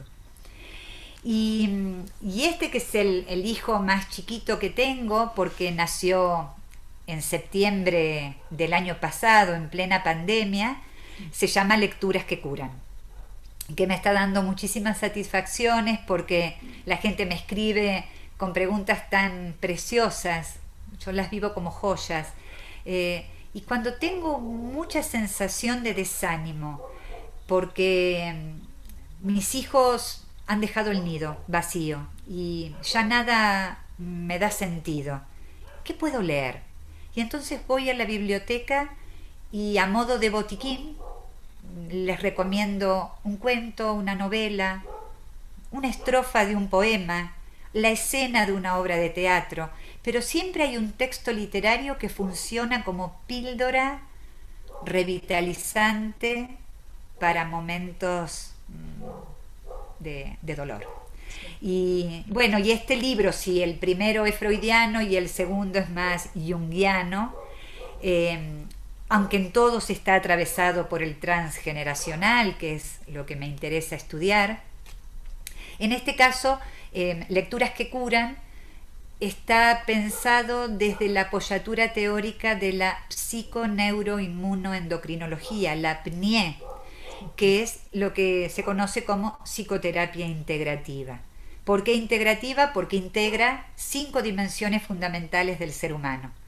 Lo biológico, este cuerpo que llevamos puesto, lo cognitivo, lo que aprendemos, lo que conocemos, lo emocional vincular, yo con los otros, lo ecológico, que nada de lo que haga perturbe a los demás, el sentido ecológico en cada acción, y la dimensión que más me fascina, que es la dimensión espiritual, porque si algo nos diferencia de otros seres, somos tan animales como un pájaro o una mariposa, pero si algo nos diferencia, hasta donde sabemos, porque a lo mejor ni siquiera de otros animales, es que tenemos un lenguaje articulado, pensado como un sistema, que tenemos sentido de la finitud, sabemos que nos vamos a morir, y tenemos conciencia de Dios, como lo llames, Quetzalcóatl, Jesús, Buda, Mahoma, Madre Naturaleza, el sentido de espiritualidad. Y algo que yo agrego y le dedico mucho tiempo, porque por algo el libro está atravesado por la literatura, el poder curativo del arte. Sin duda, si hay algo que la medicina alopática estándar, la de la farmacia, si hay algo que esa medicina no alcanza a curar, se puede sanar a través del arte. Doy fe porque he trabajado con psiquiatras que han podido bajar sus dosis de alta medicación neurológica, cambiando dosis de medicación por cercanía con el arte, lo que sea, bailar, cantar, pintar, escribir. De hecho, yo trabajo especialmente con la escritura terapéutica. ¿Cómo escribiendo puedo cambiar el guión de mi vida? Yo creo que esto por ahora. Esto que nos comentas ahorita, yo creo que nos deja también con ese apapacho, ¿no? Al alma y al corazón que de repente necesitamos. Siempre hay un momento en el que algo, por muy pequeño que sea, puede cambiarnos, puede aminorar ese dolor, ese sentimiento. Y bueno, yo siempre también he seguido mucho esta parte del arte, me encanta todo lo que se refiere al arte y sí creo que es una manera de expresión también, en la que nosotros podemos sanar, limpiar muchas cosas, expresarnos y es una parte fundamental, yo creo que de la vida de cualquier ser humano, ¿no? A veces muchas personas no tuvieron el menú abierto, el menú para elegir, que se puede pintar, que se puede cantar, que se puede escribir, que se puede bailar. No hace falta tener ni tiempo ni dinero. Podemos bailar mientras nos bañamos, escribir mientras vamos en el ómnibus. El contacto con el arte es una posición, una actitud ante la vida. Poder alcanzar la mirada de lo bello, de lo armónico, de lo que tiene sentido y lo que puedo resignificar con mi mirada. Claro. Diana, sin duda todo lo que hablamos el día de hoy nos deja abierto para otros temas, ¿no? Me encantará tenerte nuevamente en el canal para que podamos tener otra charla como la que tuvimos hoy. Bueno, será un gusto. Muy, muy rica, muy fluida, muy como que ya nos conocíamos de otros tiempos, ¿no? Que luego también. Por supuesto que sí. Así suele ser. Te agradezco muchísimo que hayas aceptado esta entrevista, esta charla. Esperamos tenerte próximamente en el canal con algún otro tema. Es muy interesante todo lo que nos compartiste hoy. Creo que se queda mucho para la reflexión. Yo sé que nos van a escribir, va a haber algunas preguntas que ya te pasaré en su momento. Quiero comentarles a las personas que nos siguen que voy a dejar la información de contacto de Diana en la parte de abajo del video para quien quiera ya contactar directamente contigo, alguna duda, alguna pregunta, no sé, alguna consulta que te quieran hacer, puede dejar los datos. Será un gusto. Del video. Será un gusto porque siempre que estamos en estos temas yo siento que hacemos un trabajo de ampliación de la conciencia. Sí. Y cuantos más habitantes de esta casa común que es el planeta, que compartimos, y en estos momentos atravesados de COVID, de miedo, de terrorismo científico, de tantos ingredientes, Sí, La ampliación de la conciencia nos va a permitir una vida más saludable a todos. claro. Entonces, si esto es un servicio y una posibilidad de expandir la conciencia en muchas personas, bienvenido este tiempo que hemos compartido. Te agradezco mucho, Fabiola. No, al contrario, siempre ha sido la intención de que este canal pueda difundir todos estos temas para que cada vez más personas puedan adentrarse en esto y es como nuestro granito de arena, ¿no? Yo siempre digo, es la parte que nos Exacto. toca de poner ese granito para poder ampliar más esta conciencia, como dices, y es por ello que siempre les pido al final de cada video, compártanlo lo más que puedan para que cada vez más personas puedan adentrarse en esto y esto también es una manera de ayudarnos todos, ¿no? Yo cada video que grabo, cada entrevista que tengo oportunidad de hacer, yo creo que independientemente de que ayudamos a los demás, difundimos el tema, nos seguimos ayudando un poco nosotros mismos. A mí Exactamente. me siguen haciendo clics todos las entrevistas, en unas descubro unas cosas, en otras otra, pero siempre me voy con una reflexión, siempre estoy toda la tarde después como desmenuzando la información y a mí todo esto me apasiona y este tema en específico, había cosas que yo realmente desconocía, ¿no? Y ahora me dejas abierta una nueva posibilidad de comprensión y más trabajo todavía por hacer, porque no termina uno en esto, Porque ¿no? es inacabable, porque para esto tenemos todavía muchísimo por seguir investigando. Las neurociencias son el gran apoyo de esta época, que ahora gracias a estos electrodos y aparatos que pueden registrar tantas cosas y que es el auge de las neurociencias, a quienes amamos la mística, el sentido religioso, la espiritualidad y el arte, las neurociencias no vienen nada más que a certificar lo que ya sabían los antiguos persas o los cuentos Sí, sufíes, sí, o sí, lo que ya nos había dicho Sor Juana en alguno de sus textos, o lo que habíamos entendido en el patito feo de la infancia. Lo que pasa es que ahora las neurociencias tienen los aparatos tecnológicos para escanearnos el cerebro y han descubierto lo que siempre supimos, que cuando tenemos una actitud de mirada ante lo bello o tenemos una actitud de agradecimiento, se ilumina una zona del cerebro. sí. La sinapsis neuronal permite una expansión que de otra manera permanece apagada. Por lo tanto, algo tan sencillo como la actitud estética de lo que sucede alrededor y la actitud de agradecimiento por cada situación que vivimos, eso solo ya nos cambia la química cerebral y nos cambia la química de todo el cuerpo. Más dopamina, más oxitocina, menos cortisol que nos produce picos de estrés. Simplemente con eso es iluminar. Claro, los neurocientíficos nos dicen ahora si es el parietal, si es el frontal, si cuál, pero lo supimos siempre. La poesía hindú nos lo había comunicado hace más de 1000 años. Claro. Ahora lo sabemos certificado por la ciencia. Sí, exacto, exacto. Pues nos vamos con estas últimas palabras tuyas. Vamos a quedarnos pensando, reflexionando mucho en todo esto. Esperamos vernos próximamente. Mándenos todas sus preguntas, todas sus dudas. Todas van a ser contestadas. Por favor, compartan este video lo más que puedan. Recuerden suscribirse al canal, timbren la campanita para que cuando haya un nuevo video les llegue una notificación. Y con esto nos vamos a despedir el día de hoy, agradeciéndote nuevamente haber estado. Muchas gracias. Un placer Muchas enorme. gracias. Y estaremos Un viéndonos saludo a próximamente. toda tu audiencia. Muchas Muchas gracias. gracias, Fabiola. Hasta luego. Encantada. Hasta luego.